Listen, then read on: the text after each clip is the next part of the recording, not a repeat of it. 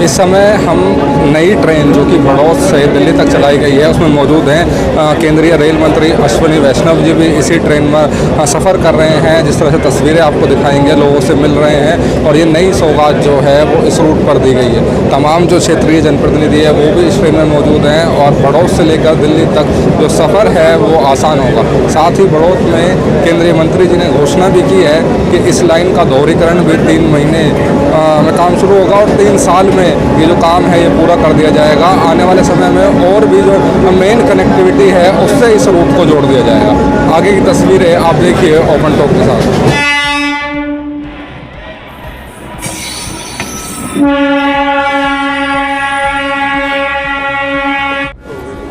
Digital news publishers आप भी बड़े हो गए। हम सब प्रिंट वाले। My pleasure. बहुत अच्छे। सब प्रिंट मीडिया वाले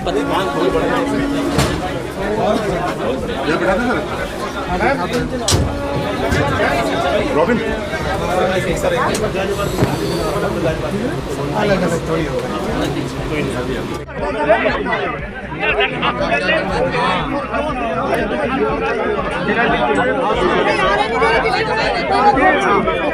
दिल्ली, बागपत, शामली, सहारनपुर, ये जो रूट है ये बहुत ही इम्पोर्टेंट रूट है। इस रूट को पिछले कुछ वर्षों में प्रधानमंत्री श्री नरेंद्र मोदी जी के मार्गदर्शन में अपग्रेड किया गया है और इसमें कंप्लीट इलेक्ट्रिफिकेशन हुआ है और कई जगह स्पीड इंक्रीज होके 110 kmph स्पीड की गई है। और ये सारे अपग्रेड होने के बाद में आज 2 नई मेमू ट्रेन्स जो कि शामली को दिल्ली से जोड़ेगी वो आरंभ हुई है और आने वाले समय में दिल्ली से शामली को डबल किया जाएगा और दिल्ली से सहारनपुर के इस रूट को मेन लाइन में कन्वर्ट किया जाएगा। इसमें कई नई लूप लाइंस बन रही है, कई जगह नए क्रॉसिंग स्टेशंस बन रहे हैं और ओवरऑल इस रूट का बहुत इम्पोर्टेंट सिग्निफिकेंस है क्योंकि बहुत सारे किसान, बहुत सारे छात्र दिल्ली जाने के लिए इसी लाइन का उपयोग करते हैं।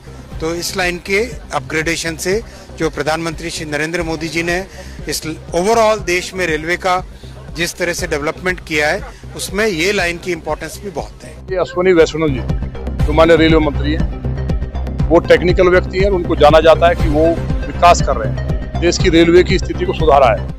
मुझे उम्मीद है जो हमने ज्ञापन दिया वो भी रेलवे का जो हमारा स्टेशन है एक शानदार स्टेशन बनेगा और यहाँ ऋषिकेश जो जाने वाली उदयवरी सिटी है उसको हॉल्ट की डिमांड थी, वो भी उन्होंने कहा कि इसको हम करेंगे और दिल्ली हमको बुलाया है। एक बंद फाटक का मसला है और एक ट्रेन और चलाने की बात है और लाइन को डबल करने की बात है और जो हमारा बेहटा का रेलवे स्टेशन है उसको भी ठीक करने की बात है। जन सुविधाएं सारी हमारे इस स्टेशन पे हो और ये हाईटेक हो, इसके आसपास की सड़कों की भी हमने बात की है। तो उन्होंने आश्वासन दिया और कहा कि दिल्ली आप आओ, बैठ करके जो कहेंगे वो हम करेंगे। तो मैं उनको बधाई देता हूँ कि वो यहाँ लौनी में रुके, जबकि उनका कार्यक्रम भी नहीं था।